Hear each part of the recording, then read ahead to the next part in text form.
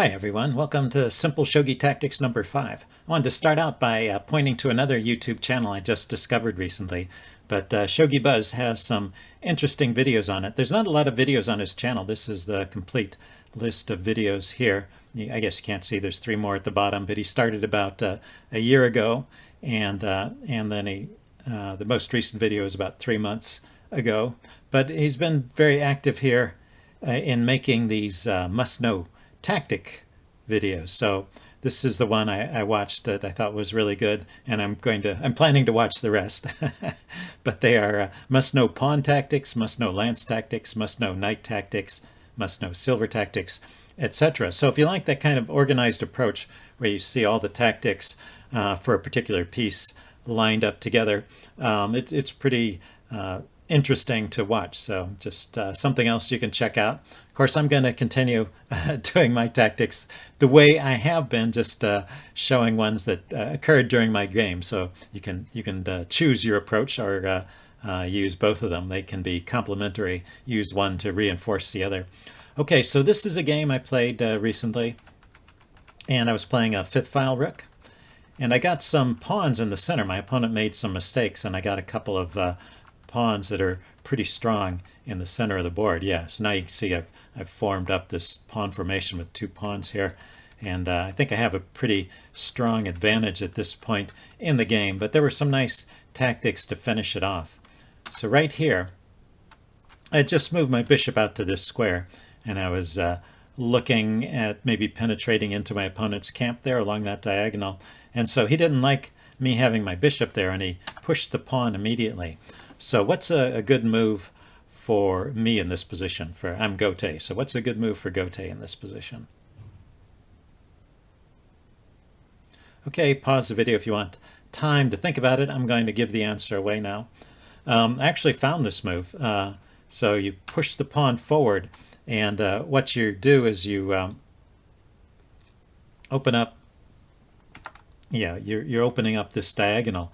So I'm attacking the lance and enabling the bishop to promote. I'll be able to take that with the promotion, and at the same time I'm attacking his rook here with the promoted pawn. So it's a double attack. This is the kind of tactic actually I can find pretty well because it's similar to chess tactics, typical kind of chess tactics. So this just gives me a pretty good advantage here. Let's see, let's continue.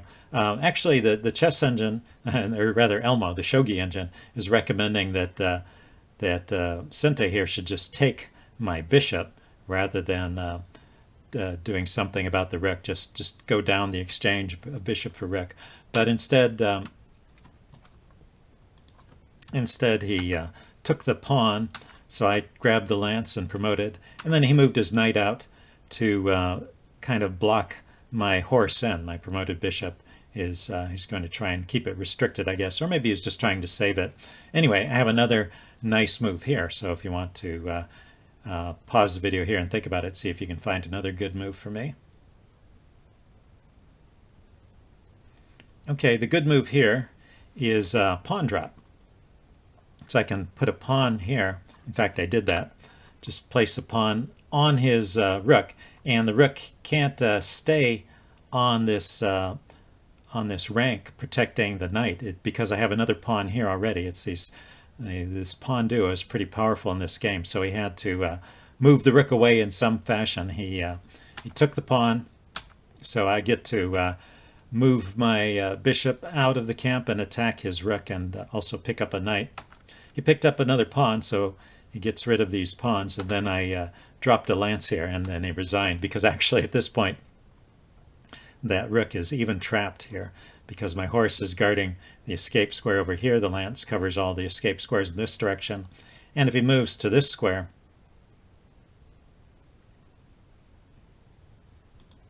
let's see if I can do this. If he moves to this square, then I have a knight drop. So I've got a knight that I can drop to that square, and that will attack his rook. So there's no saving that rook, so it's trapped one way or another. So nice finish to the game. Okay, we're going to show you a game next that I lost. Okay, in this game I am Sente. I rotated the board, so I'll still be on the bottom. I move first, and once again I'm playing the Central Rook. I'm just playing that for a while to try and gain some experience with it. And we had some funny maneuvers with the bishop, and in fact this was a pretty good move here. I had this bishop drop, which attacked it attacked two pawns that were both in my opponent's camp, both in Gote's camp. So actually I'm winning, or I'm able to promote my bishop, and I have a pretty strong advantage at this point. So yeah, so my opponent defended one of the pawns and I took the other, and then got chased around a little bit. But here was a interesting point. When he played this rook here, he attacked my horse, so I retreated, and then he played the silver up. So I have a tactic here, a very, very simple tactic. Okay, pause the video if you want time to think about it. I'm going to give the answer away now. Yeah, this is the bishop trap.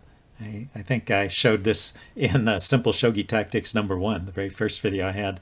But, well, it doesn't hurt to repeat if I keep missing them. But that bishop has no moves, and there's a pawn that can just be pushed to attack the bishop. So that would be a simple way to pick up a big material advantage here. So anyway, I missed that. In fact, you can see the evaluation jumping around as I failed to play the right move. And then right here, there's an interesting tactic. He just moved his silver forward to attack my horse. And so you might want to spend some time thinking about this. So yeah, pause the video here, see if you can find a good move for me in this position. Okay, I'm going to give the answer away now. There's actually more than one good move here. I think Elmo at first is recommending the simple move, just horse forward, attacking the rook. But even better, I think, is the move horse takes silver. And it's not obvious what horse takes silver is doing at first, but of course he has to take back with the rook.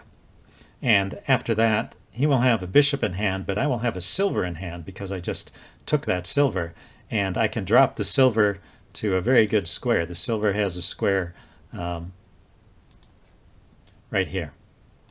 I can drop the silver to that square, and it will fork the rook and the bishop. So I get my major piece back. I sacrifice the exchange, but then I get the major piece back, and that just turns out to be good for me.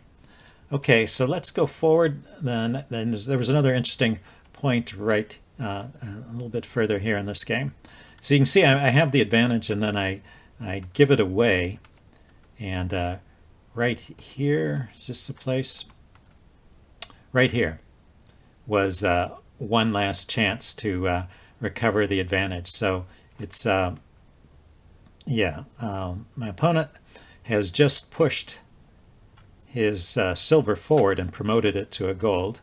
So it's got the rook behind it, and it's attacking my rook, and I just dropped my rook back, which is a mistake.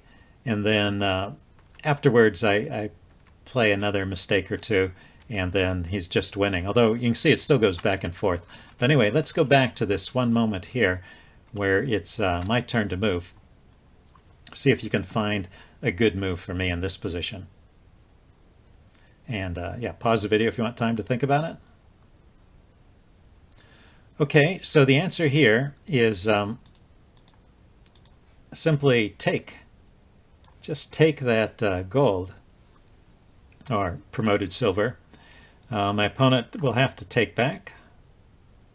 And then I have a lance in hand, so I can drop a lance right here, supported by the gold, and the lance is skewering the rook to his king. Yeah, there was a king sitting behind that rook, so the rook has nowhere to run, and so I can win that promoted silver, and then I can by giving up my rook, and then I can win the rook back for a lance. So basically, I'm getting a silver for a lance in that transaction.